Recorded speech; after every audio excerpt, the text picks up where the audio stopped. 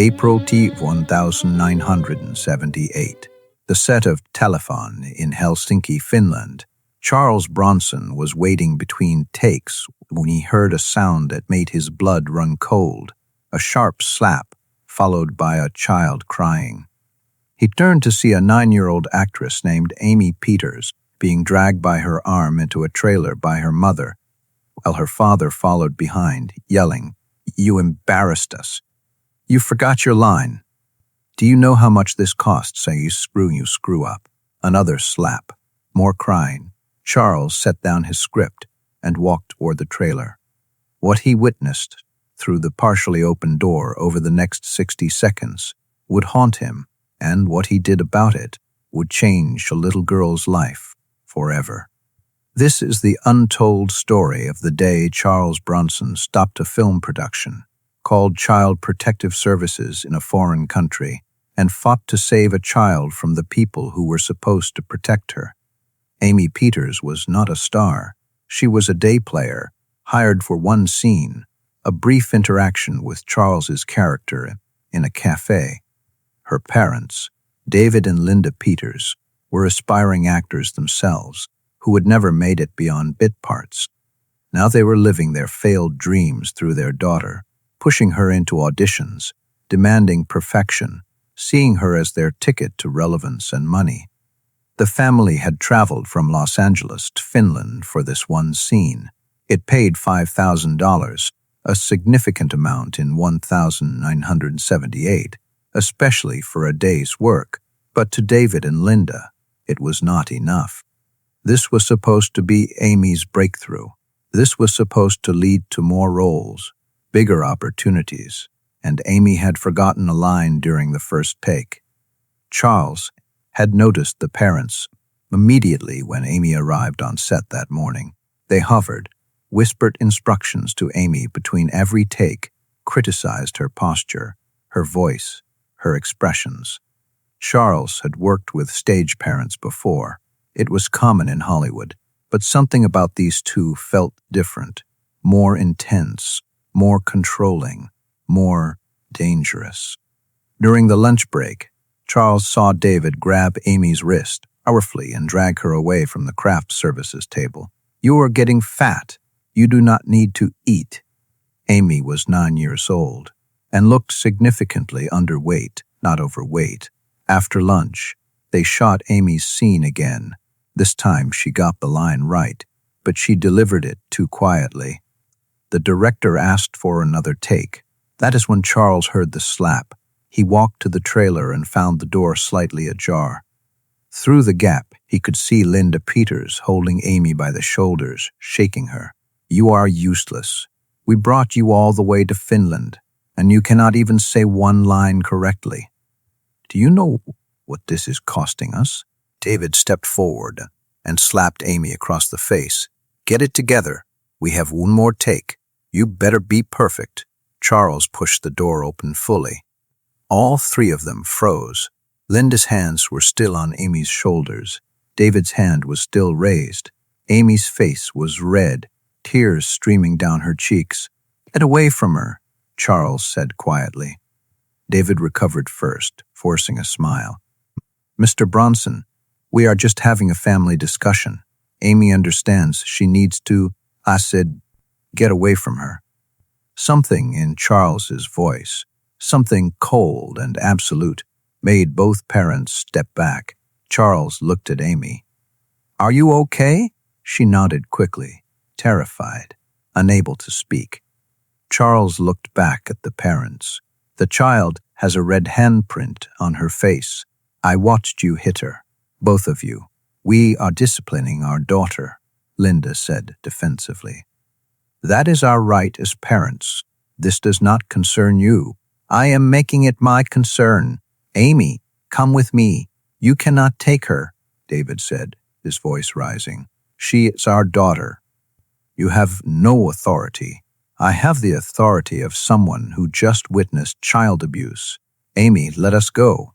Amy looked at her parents, then at Charles. She was shaking, clearly terrified of what would happen if she left with him. Charles extended his hand. "You are safe. I promise."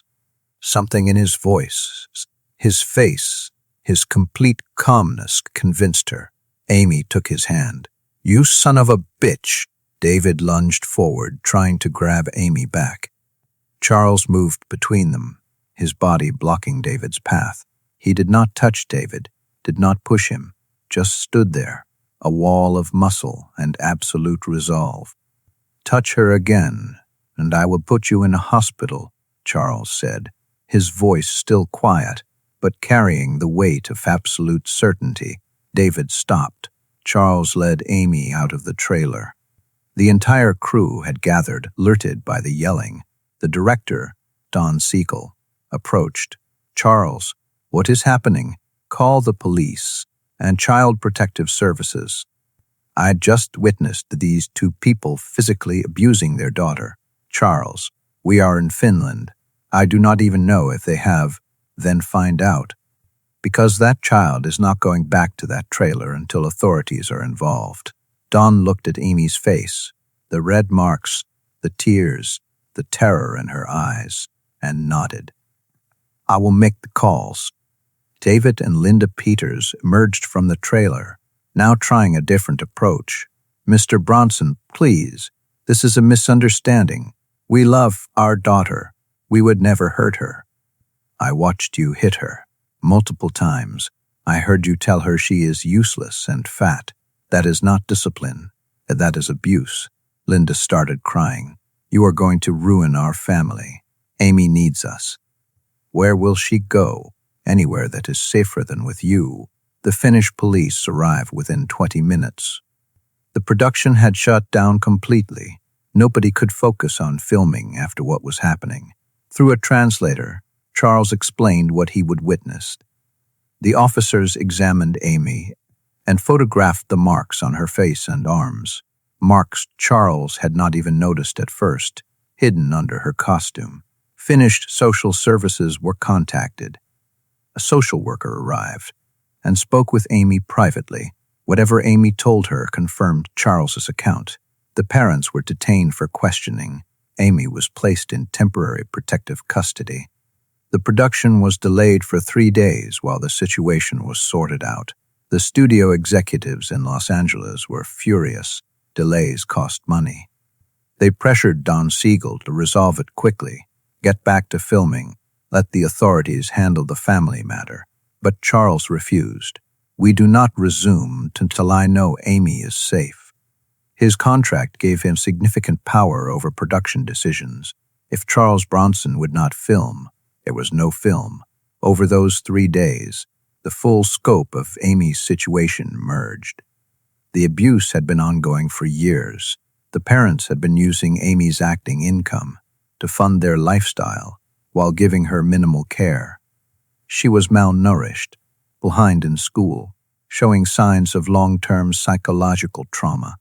Finnish authorities wanted to place Amy in foster care in Finland while they investigated, but there were complications. She was an American citizen. Her parents had legal custody. International jurisdiction was unclear. Charles called his lawyer in Los Angeles. "I want to know what we can do to help this child. Money, legal support, whatever it takes. Just tell me what we can do." His lawyer worked with Finnish social services and American embassy officials. The solution was complex. Amy would return to the United States under the supervision of a court-appointed guardian. Her parents would face charges in Finland for assault.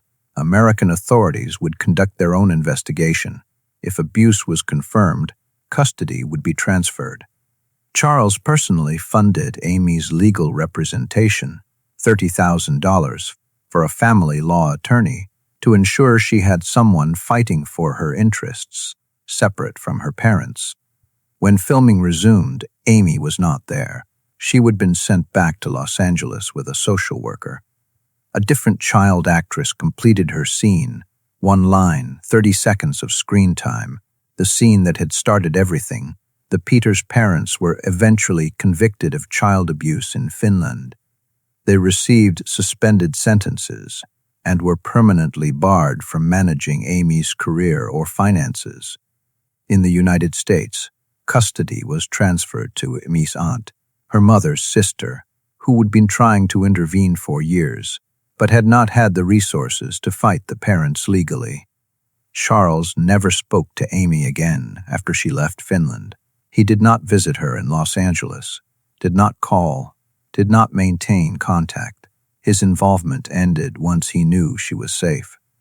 But he quietly continued to support her. Through his lawyer, he set up a trust fund for Amy's education, $100,000, accessible only for school expenses, untouchable by any guardian or family member. When Amy turned 18, any remaining funds would be hers directly. None of this was publicized.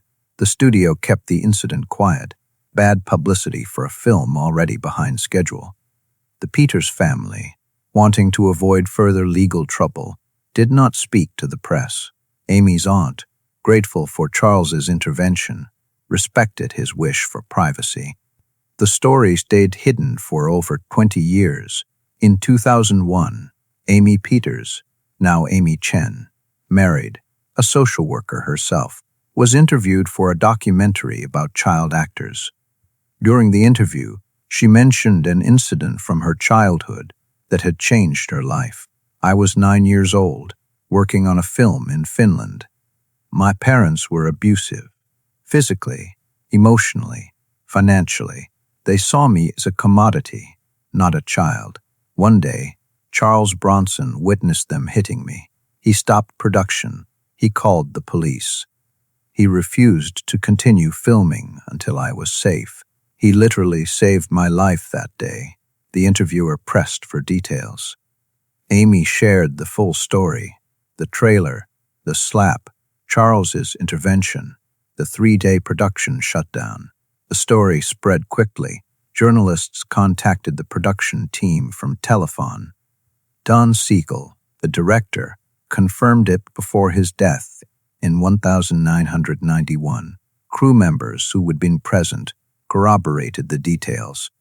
Charles, by this time suffering from Alzheimer's and largely withdrawn from public life, never commented on it, but his daughter Katrina confirmed the story after his death. My father saw a child being hurt, and he stopped it. That is who he was. He did not care about production schedules or studio politics, or his own convenience. A child needed help, so he helped. In 2004, a year after Charles's death, Amy wrote an essay about the experience for a social work journal. In it, she detailed how Charles's intervention had not only saved her from immediate danger, but had fundamentally changed her life's trajectory. After my parents lost custody, I went to live with my aunt. She was everything they were not: loving, supportive, focused on my well-being instead of my earning potential. I finished school.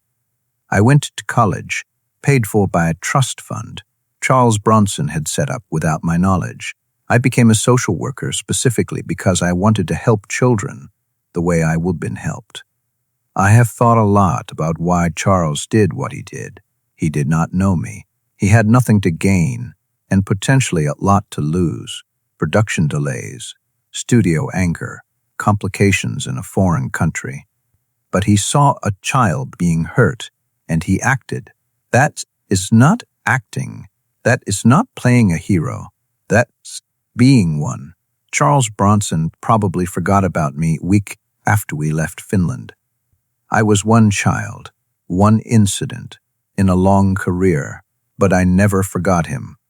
Every child I help, every family I intervene with, every time I stand up to an abusive parent, that is because Charles Bronson showed me that someone with power should use it to protect those without it. Don Siegel, in his 1993 autobiography, published just before his death, devoted several pages to the incident. The studio was furious with Charles for stopping production. They threatened to sue him for breach of contract to recoup the losses from the delay. Charles told them to go ahead.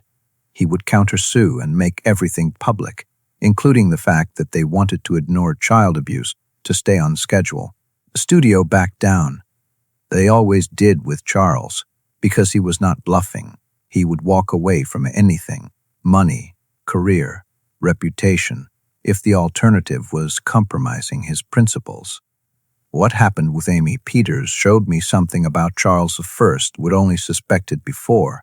Beneath the tough guy image was a man with an absolute moral compass. He did not debate what to do. He did not weigh the pros and cons. He saw a child in danger, and he protected her, immediately, completely, without regard for the consequences to himself. That is not Hollywood. That is character. A crew member from Telefon, a camera operator named James Sullivan, gave an interview in 2010 about his memories of the production. I was standing about 10 feet away when Charles walked into that trailer. I heard everything. The parents hitting Amy, yelling at her, calling her useless, and I stood there, doing nothing. We all did, because it was family business, and you did not interfere. But Charles did not care about those unwritten rules. He saw abuse, and he stopped it. And that made me realize I would be a coward. I would heard a child being hurt, and I would told myself it was not my problem. After that day, I promised myself I would never look away again, and I have not. I have called authorities twice in my life when I suspected child abuse, once on a film set, once in my neighborhood.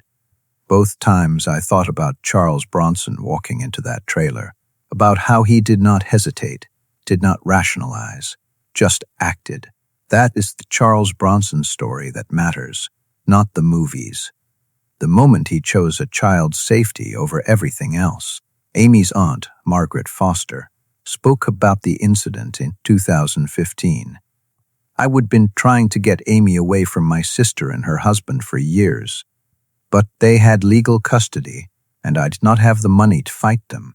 The courts kept telling me that parental rights were paramount, that I needed evidence of serious abuse. Then Charles Bronson handed me that evidence. He witnessed it. He reported it. He testified. And more than that, he paid for Amy's legal representation. That attorney he hired was the difference between Amy staying with my sister and coming to live with me. I wrote Charles a letter thanking him. He never responded. I tried to call him through his agent. The agent said Mr. Bronson appreciated my gratitude, but did not require thanks. He would just done what anyone should do, but not everyone would have done it. Most people would have looked away, told themselves it was not their business. Charles did not. And my niece had a childhood and a life because of that. In 2018, Amy established the Peters Foundation, a non-profit providing legal support and advocacy for child actors dealing with abusive or exploitative parents. The foundation's first major donor was the Charles Bronson estate, which contributed $250,000. At the foundation's launch, Amy spoke about her mission. Charles Bronson saved me on Untold 1978. But he also taught me something that shaped everything I have done since. When you see someone being hurt, you act. You do not rationalize. You do not worry about convenience or consequences. You just act. The Peters Foundation exists to act for children who cannot act for themselves, to be the Charles Bronson in their lives, the adult who sees what is happening and refuses to look away. I am 50 years old now. I have children of my own, and I tell them about the day a movie star I barely knew risked his career to protect me, not because he was a hero, because he was a decent human being who saw a child in danger. That is what I want them to be. That is what I want all of us to be, the person who acts when it matters. April 12, 1009. A 9-year-old child actor forgot a line and was beaten by her parents. April 12, 1978. Charles Bronson heard a slap and walked into a trailer. April 12, 1978. Charles Bronson stopped a film production called the police, and refused to resume work until a child was safe. No hesitation, no calculation of personal cost. Just immediate action to protect someone vulnerable. That is not a death wish fantasy. That is not a scripted hero moment. That is just Charles Bronson being exactly who he was. A man who had seen abuse as a child, in coal mines, in poverty, in a hard world that crushed the weak. A man who would sworn he would not look away when others were being crushed. And on April 12th, 1978, in a trailer in Helsinki, he kept that promise. Amy Peters got to grow up, got to go to college, got to become a social worker who protects other children, all because Charles Bronson heard a child crying and decided that was more important than any film, any schedule, any consequence to himself, the tough guy who protected the vulnerable, the action star who understood it, that real heroism was not about stunts and gunfights. The man who walked into a trailer and changed a life forever, that is the real Charles Bronson, the one who mattered most.